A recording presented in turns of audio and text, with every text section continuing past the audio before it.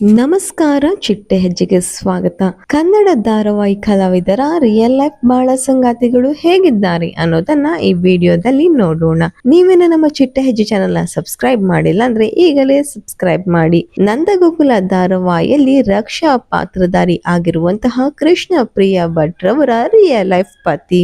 ಅದೇ ನಂದಗೋಕುಲ ಧಾರಾವಾಹಿಯಲ್ಲಿ ಮಾಧವರವರ ಪತ್ನಿ ಪ್ರಿಯಾರವರ ಪಾತ್ರದಲ್ಲಿ ಕಾಣಿಸಿಕೊಂಡಿರುವ ನಟಿ ಅರ್ಪಿತಾ ರವರ ರಿಯಲ್ ಲೈಫ್ ಪತಿ. ಲಕುಮಿ ಹಾಗೂ ಯಾರಿನಿ ಮೋಹಿನಿ ಧಾರಾವಾಹಿ ಖ್ಯಾತಿಯ ನಟಿ ಸುಷ್ಮಾ ಶೇಖರ್ ರವರ ರಿಯಲ್ ಲೈಫ್ ಪತಿ.